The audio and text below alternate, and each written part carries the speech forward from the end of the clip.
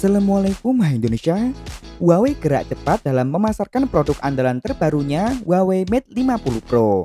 Setelah dirilis di China beberapa waktu yang lalu, Huawei Mate 50 Pro kini sudah dijadwalkan akan dirilis secara global dan wilayah yang pertama kali dituju adalah pasar Eropa.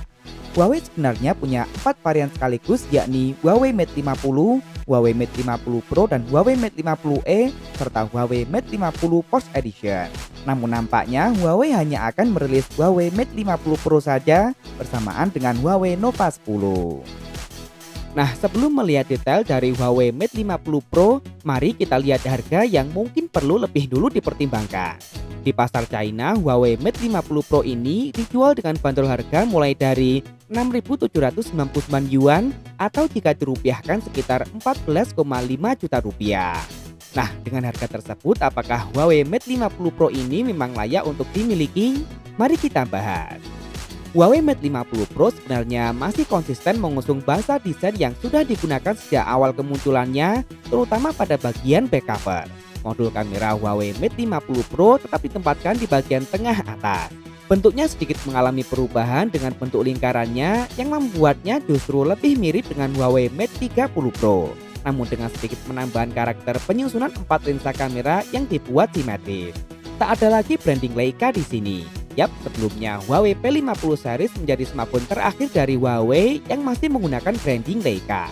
Seiring beralihnya Leica ke Xiaomi, Huawei Mate 50 Pro menggunakan branding image prosesnya sendiri yang dinamakan H-Image. Nanti akan kita bahas. Huawei Mate 50 Pro sendiri memiliki dua pilihan bahan back cover, yakni kaca dan kulit sintesis, serta tentunya dengan pilihan warna yang berbeda. Beralih ke bagian depan, setelah menggunakan konsep tampilan lubang berbentuk pil pada generasi sebelumnya, Huawei Mate 50 Pro kini justru memilih kembali menggunakan konsep tampilan layar berponi dengan ukuran yang masih cukup besar seperti Huawei Mate 20 Pro dan Mate 30 Pro. Namun ujung-ujungnya dibuat sedikit lebih membulat. Meski terkesan jadul, namun karakter Mate seriesnya kembali muncul di sini. Apalagi ini didukung dengan kualitas layar yang begitu superior. Huawei Mate 50 Pro menggunakan panel layar berjenis OLED 1 miliar warna dan memiliki luas mencapai 6,74 inci beresolusi nyaris 2K. Telah memiliki dukungan XDR dan HDR Vivid serta tentunya memiliki refresh rate mencapai 120 Hz. Huawei Mate 50 Pro juga tetap menempatkan sensor fingerprintnya di dalam layar dan bahkan juga memiliki sensor 3D Face Unlock. Kesan premium masih tetap berasa berkat lengkungan di sisi kanan kiri. Nah, di seri Huawei Mate 50 ini terdapat versi dengan proteksi layar yang disebut dengan kaca Huawei Kunlun. Didapuk sebagai pengganti Corning Gorilla Glass, kaca khusus ini dibuat melalui proses perleburan 24 jam dengan 108 proses dan pada suhu 1600 derajat. Sepotong kaca panel ini mengandung ratusan miliar nanokristal berkekuatan tinggi, serta kristal ini tahan terhadap benturan serta retak. Smartphone ini pun telah memperoleh sertifikasi tahan jatuh bintang 5 dari Swiss SGS yang merupakan pertama kalinya di industri. Nah, sudah cukup mengenai tampilan, saatnya ke menu utama dari Huawei Mate 50 Pro, apalagi kalau bukan bagian kamera. Ngomongin spesifikasi, di atas kertas Huawei Mate 50 Pro masih mengusung konfigurasi kamera yang mirip dengan Huawei P50 Pro. Total ada 3 kamera dengan sejumlah sensor. Kamera utamanya memiliki resolusi sebesar 50 megapiksel, sensor RYYB yang menariknya memiliki variabel bukaan dari f1.4 hingga f4.0. Ini merupakan penyempurnaan mekanisme yang sempat dilakukan oleh Samsung pada Samsung Galaxy S9 seriesnya. Kamera ini tentunya juga telah dilengkapi dengan stabilisasi berbasis OIS.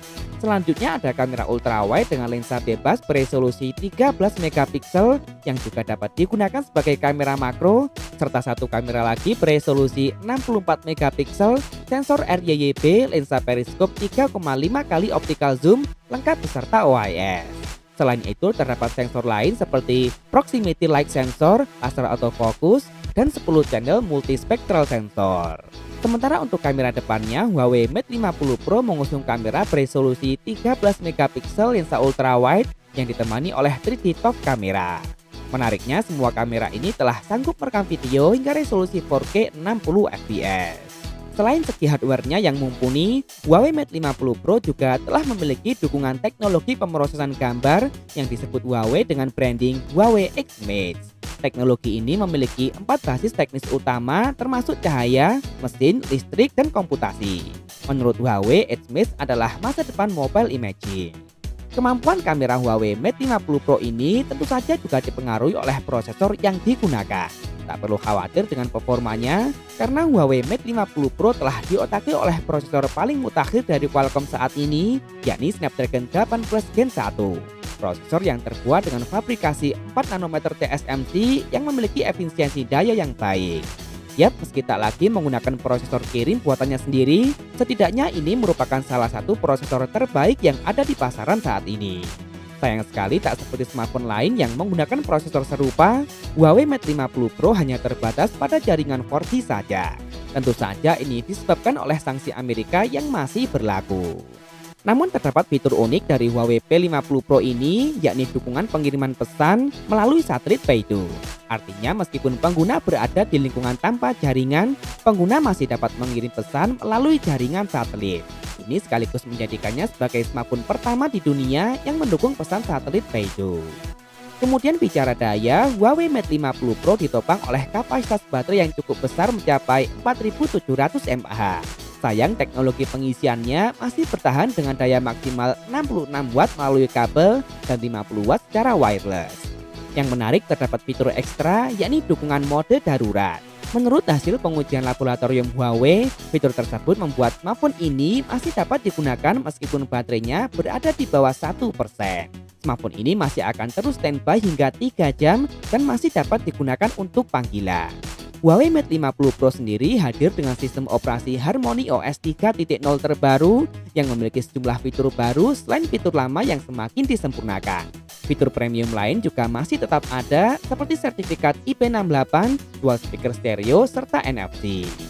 Acara peresmian Huawei Mate 50 Pro dan Huawei Nova 10 secara global ini akan berlangsung pada tanggal 26 September 2022 nanti. Pertanyaan terakhir, apakah Huawei Mate 50 Pro ini nantinya juga akan turut dibawa secara resmi ke pasar Indonesia? Jika melihat konsistensi Huawei dari generasi sebelumnya, maka kemungkinan besar Huawei Mate 50 Pro ini juga akan turut dihadirkan secara resmi di pasar Indonesia. Kita tunggu saja. Nah, jadi bagaimana menurut kalian?